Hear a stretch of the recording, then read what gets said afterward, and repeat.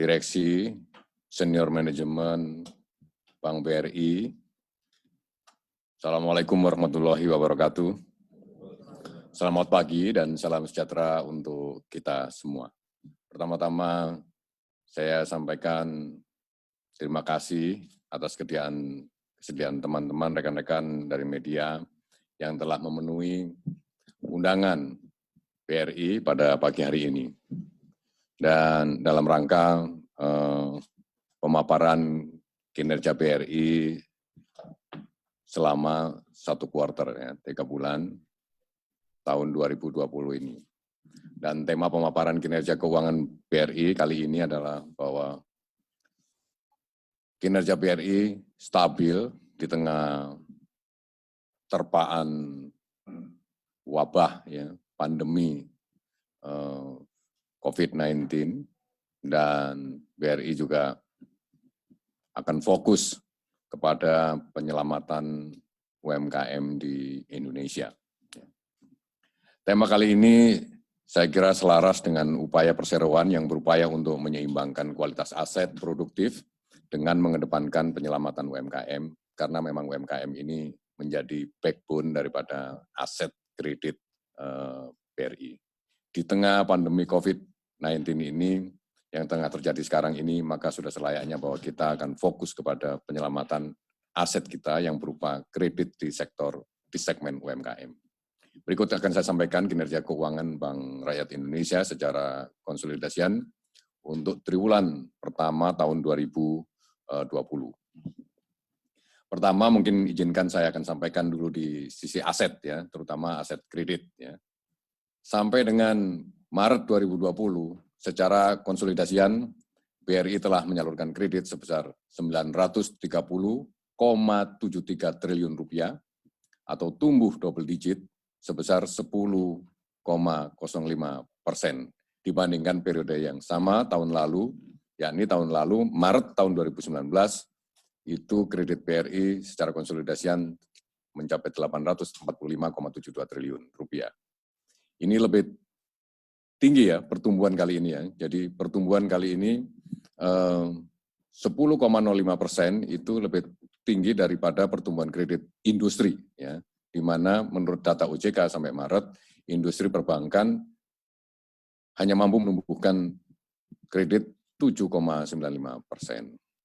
Sampai di sini saya mungkin akan penekanan sedikit karena di sekitar bulan Maret awal saya berinteraksi dengan media. Pada saat itu saya menyampaikan bahwa wabah COVID-19 sudah mulai, tapi kebijakan tentang bagaimana menangani dampak dari wabah ini terhadap perbankan ataupun terhadap perekonomian itu belum keluar waktu itu kebijakannya. Dan kemudian saya sampaikan kepada media bahwa BRI optimis masih bisa tumbuh double digit gitu. Dengan alasan apa? Bahwa segmennya BRI itu kan segmen UMKM, terutama di mikro begitu. Terus kemudian dan kalau kena krisis apapun, ada satu hal yang tetap dibutuhkan. Mau krisis, mau perang, mau apapun tetap dibutuhkan, yaitu makan. Kita tetap butuh makan. Dan segmen mikro ini akan sangat erat berhubungan dengan penyediaan bahan-bahan yang terkait dengan bahan pangan. Mungkin juga sekarang ada kebutuhan bahan obat-obatan, alat kesehatan, dan lain-lain. Jadi kalau segmen mikro kita tetap kita dorong, terutama untuk menjaga ketersediaan pangan nasional, rasanya masih tetap ada peluang untuk kita tumbuh. Dan waktu itu saya sampaikan bahwa kita untuk itu optimis masih bisa tumbuh double digit, yakni 10% saya katakan pada saat itu.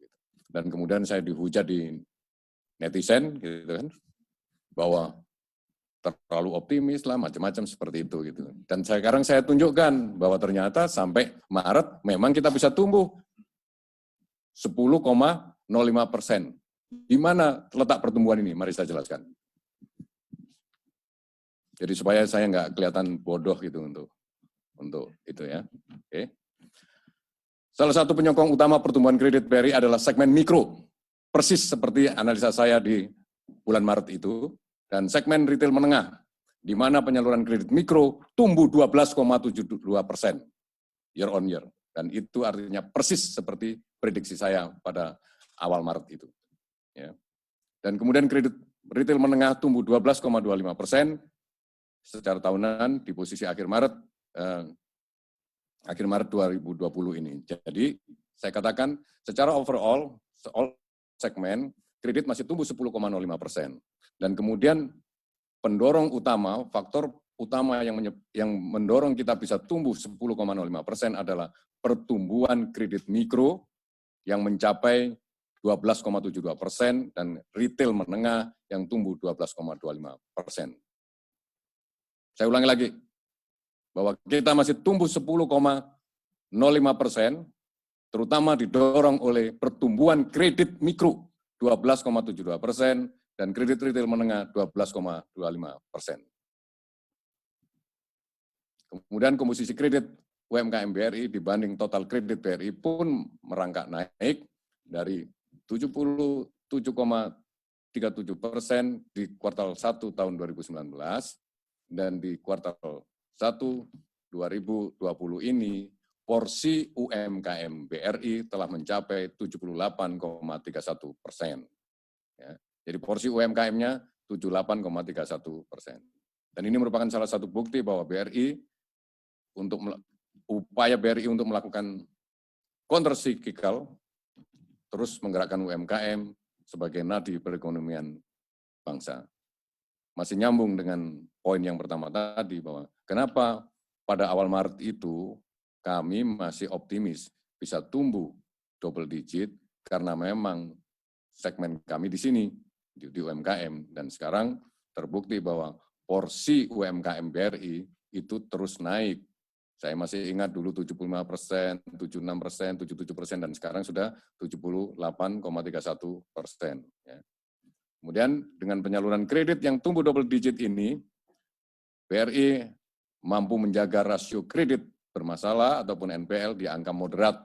Dalam situasi yang sulit ini, kita bisa mempertahankan kualitas aset kita, di mana NPL kita 3%, dengan NPL coverage yang cukup, ya, di mana NPL coverage kita 207,36%. Jadi di atas 200% NPL coverage-nya, ya. Pencadangannya di atas 100%. NPL-nya memang naik menjadi 3%, ya. Dalam situasi yang sulit kita bisa manage kualitas aset kita dengan level NPL 3%, tetapi kita juga menyediakan cadangan yang cukup besar, di mana cadangan kita manage di atas 200%, sehingga cukup aman. Ya. Sekarang kita beralih ke liabilities, di mana dana pihak ketiga, pada sisi dana pihak ketiga, hingga akhir kuartal 1 2020, DPK BRI tercatat 1.029 triliun rupiah, itu artinya tumbuh secara tahunan 9,93%. Dan angka ini di atas rata-rata pertumbuhan industri dana pihak ketiga perbankan nasional, di mana sampai Maret, dana pihak ketiga masyarakat, ya, dana masyarakat di perbankan secara nasional tumbuh 9,54%, BRI tumbuh 9,93%. Kemudian dana murah, KASA masih mendominasi, di mana KASA kita mencapai 55,9% dari total DPK, atau tepatnya dana pihak ketiga kita 1.029 triliun, kemudian di dalamnya terdiri atas dana murahnya itu 575,18.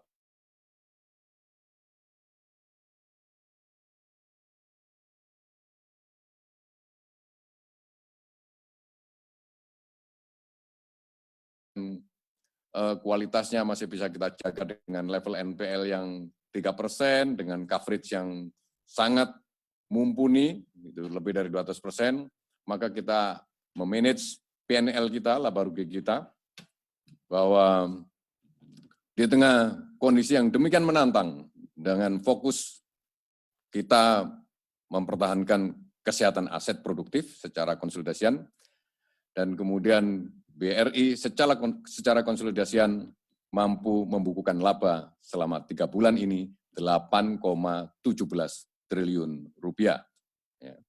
8,17 triliun rupiah. Itu laba BRI secara konsolidasi selama 3 bulan. Lanjut. Dan kemudian mari kita bedah di dalam PNL kita, di dalam laba rugi kita, bahwa kita akan fokus kepada, tadi kan ada interest income, ya, kemudian ada cost of fund segala macam, sudah secara keseluruhan membentuk laba yang 8,17 triliun tadi. Tetapi mungkin ada sumber-sumber income yang sangat baik, di mana itu adalah fee-based income. Jadi kalau kita lihat bahwa pembatasan sosial berskala besar ini, serta himbauan untuk physical distancing, membuat transaksi digital di BRI meningkat tajam. Ya. Dan kenaikan ini turut mendorong peningkatan pendapatan fee-based income, di mana di akhir kuartal sampai Maret 2020, itu kita membukukan fee-based income sebesar 4,17 triliun rupiah. Dan pertumbuhannya sangat, menurut saya, progresif, di mana fee-based income yang 4,17 triliun itu artinya mengalami pertumbuhan 32,91% secara tahunan. Jadi fee-based income kita tumbuh 32,91%. Kemudian BRI pun telah memiliki strategi untuk terus meningkatkan transaksi digital, di antaranya melalui berbagai promosi, ya, kemudahan pembukaan rekening melalui Brimo, ini adalah Brimobile, ya, kemudian tanpa datang ke unit kerja. Gitu. Kemudian registrasi dan belanja menggunakan produk digital lending yang kita sebut ceria, ini adalah di consumer, ya, kemudian untuk bertransaksi secara online. Serta memberikan reward berupa BRI Point kepada nasabah dari setiap transaksi digital. Baik, kemudian kita lihat rasio-rasio. Ya, rasio-rasio yang menyangkut masalah rasio likuiditas maupun rasio solvabilitas. Kalau kita lihat pada sisi permodalan, BRI mencatat rasio CAR, ya, capital adequacy ratio, 18,56%, yang mencerminkan bahwa modal BRI cukup kuat untuk melakukan ekspansi dalam jangka pendek, maupun jangka menengah, maupun jangka panjang. Dan angka ini di atas persyaratan regulator.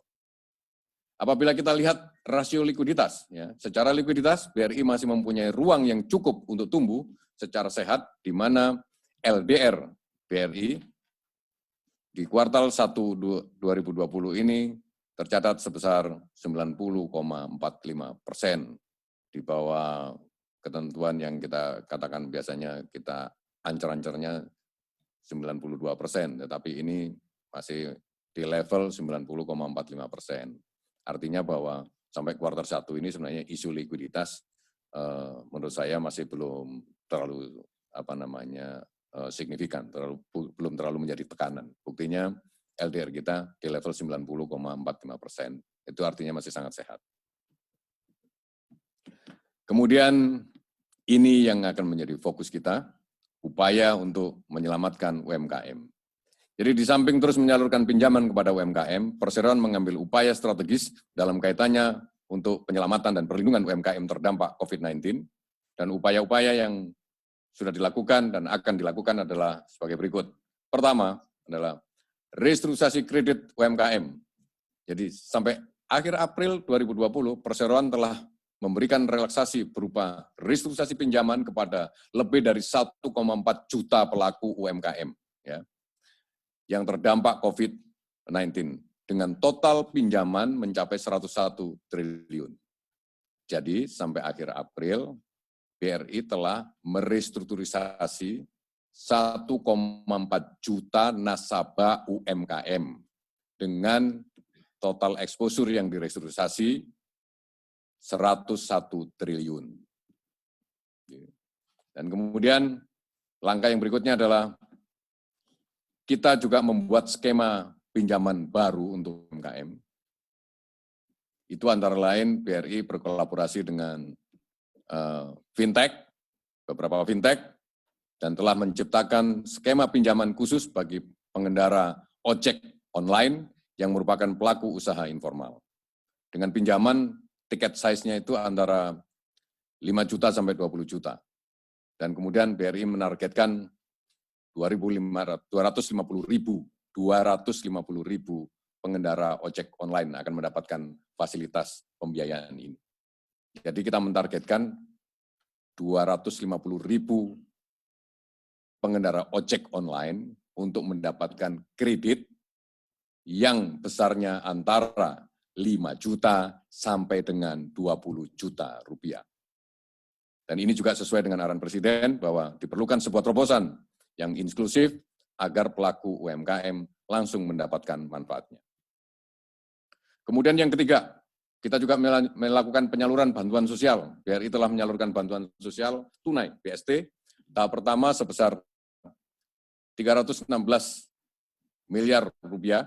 Ini adalah dana dari Kementerian Sosial, kemudian yang disalurkan dan dalam bentuk uang 600.000 yang ditransfer ke rekening keluarga penerima manfaat ataupun KPM ya, melalui rekeningnya di BRI. Yang keempat, penyaluran CSR BRI berupa 1 juta masker gratis kepada pedagang pasar dengan tujuan para pedagang pasar tetap dapat melakukan aktivitas ekonomi dengan protokol kesehatan yang memadai. Jadi tetap menjalankan aktivitas ekonomi, tapi dengan protokol supaya tetap tidak terpapar COVID-19 ini dan juga tidak memaparkan kepada orang lain. Ini yang harus kita jaga. Dan makanya kemudian fokus kita adalah memberikan 1 juta masker gratis kepada pedagang-pedagang di pasar, karena di pasar ini sangat rawan gitu.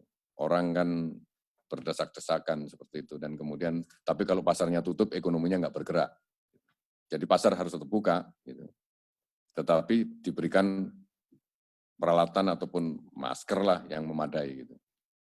Kemudian kita juga menyediakan konsultasi dan pendampingan bisnis UMKM oleh 30.000 pegawai BRI, terutama relationship manager di seluruh Indonesia.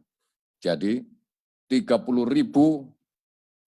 pegawai BRI, terutama yang berhubungan dengan nasabah, kita kerahkan 36.000 pegawai ya, 36.000 pegawai BRI, terutama yang terkait dengan urusan bisnis relationship, ya, itu kita kerahkan untuk melakukan konsultasi dan pendampingan bisnis UMKM. Dan juga selain itu yang datang langsung, dan selain itu masih ada pelatihan online ataupun kelas virtual melalui program namanya BRI Inkubator. Demikian paparan kinerja keuangan BRI sampai periode triwulan pertama tahun 2020, dan kemudian untuk menghadapi kondisi yang kian menantang ke depan, BRI akan tetap berkomitmen untuk menjadi lembaga keuangan terdepan dalam kaitannya dengan penyelamatan UMKM terdampak COVID-19 di Indonesia. Demikian paparan kami. Wassalamualaikum warahmatullahi wabarakatuh.